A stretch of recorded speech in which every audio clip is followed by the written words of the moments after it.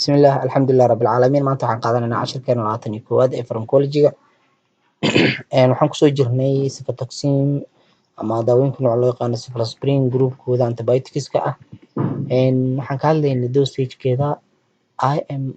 iyo IV ayaa laga qaadan karaa 1 gram iyadoo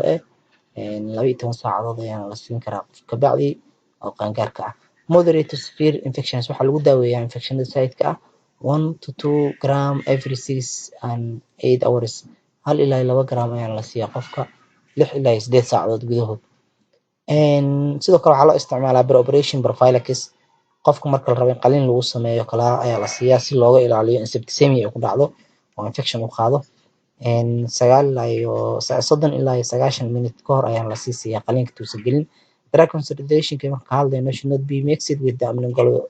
aminoglycosides laguma qasin karo daawooyinka loo yaqaano aminoglycosideska it should be given separately waa in si madax banaan loo kala siiyaa hadii la siinayo labadooda for IV use badanaa waxaa laga isticmaalaa IV use marka la isticmaalayo should be mixed within 10 ml sterile water waa in lagu qasaa biyo 10 ml sterile water ah administrated over 3 and 5 minutes markaa siinaysidna qofka waa inay 3 ilaa 5 daqiiqo ku socotaa oo tartiib aad ugu shubtaa daawada degdeg ayaa la diidayaa ceftriaxone ayaan qaadanaynaa maanta ceftriaxone sodium magaceeda waxaa loo commercial name waxay ku imaan kartaa trade name wax loo yaqaano risafin classka waxay ka tirsan tahay cephalosporin waa qaybta waliba third generationka ayay ku jirtaa antibioticska ayay kusii jirtaa use waxaa loo isticmaalaa pneumonia oo ah qaarjeexa urinary tract infection oo ah habdhiska mareenka cudurada ku dhaca infection of the skin infectionada ku dhaca maqaarka bone lafaha abdominal caloosha meningitis maskax garaadka ayaa lagu daaweeyaa bacterial septicemia infectionada ka dhasha bacteria dhiiga gal ayaa lagu daaweeyaa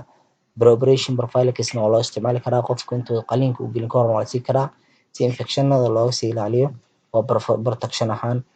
IV IM ayaa laga qaataa adult marka la joogo 1 to 2 gram daily single dose maalintiin hal mar ayaa la qaataa oo divided doses every 2 hours ama waxaa loo qeybiyaa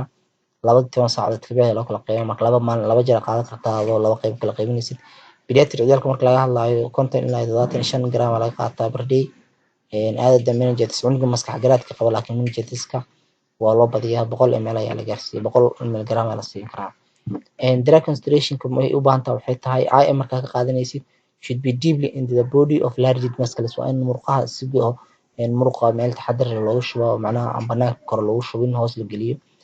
IV markay tahana should be diluted waa in la barxaa for stability of solution si macnaha daawada loo xaqiijiyana the package insert should be checked carefully boxkeeda ku jirto waa in si fiican loo xaqiijiyaa inuu sax yahay in kale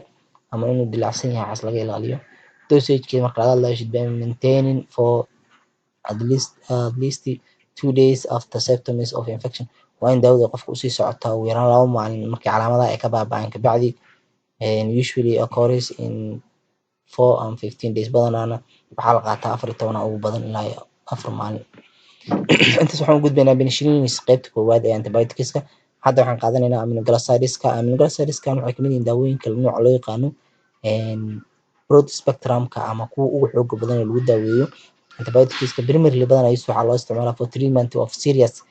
gram negative infections waxaa loo isticmaalaa bacteriada gram negative cudurada ay sababtay caused by waxaana kamid ah bacteriadaas Pseudomonas E. coli Portos Klebsiella bacterias waa gram negative groupkaas oo dhan groupkan gram negative-ka ee infectionada ay sababeen lagu daaweeyaa it distributed in extracellular fluids waxay gashaa markay macnaha mechanism ahaan ay shaqeynayso extracellularka ay ka gudbi kartaa cross to the placenta but not cross because it doesn't leave it solid laakiin macnaha ma gudbi karto qeybaha kale intracellularka sidoo kale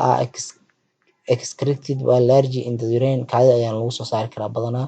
so it is suitable for the urinary tract infection waxay u fiican tahay habdhiska dareenka a powerful antibiotics waa antibiotic xoog badan that can induce serious side effect kaasoo soo saari kara side effect side marka hadduu xoog badan yahay side effect ay dhali kartana waa dhibaato badan yahay asiga action kay qabat maxay tahay they are believed inhibited protein synthesis waxaa la aaminsan yahay inay tahay macnaha waxyaalaha ka hortaga protein synthesiska oo bacteriyada inay badato oo ay korto proteinka ka ilaalinaysa by bidding inversibly to the ribosomes waxayna ku dhegtaa selka marka laga hadlayo qaybta la yirahdo ribosomeska which leads to production of non-functional proteins taasoo ka hortagaysa in proteinkii shaqayn lahaa ay shaqada ka joojiso. They are usual bacteriicides badanaa waxaa loo yaqaanaa bactericides oo bacteria ayay dishaa. Waxaan soo sheegnay in macnaha qaar ay bacteriada ay dilaan qaarna bacteriada macnaha ay hareereeyaan. Result of disruption waxaana ka imaanaya disruption oo ka imaanaya bacteria shaqadeeda inay kala joojiso kabacdina bacteriadii cytoplasmic membrane-keeda ay joojiso kabacdina bacteria halkaas ay ku dhimato. They are poorly absorbed from GIT wax badan loogama soo nuugo GIT marka la joogo. Therefore says that the usually administrated penetrally qofka waxa fiican in laga siiyo penetrally oo laga wado IV iyo IM in laga siiyo maadaama digestive-ka isku fiicneen oo aan si fiican loogu soo nuugi karin. Intaas ayaan ku ekeenaynaa maanta qaybteena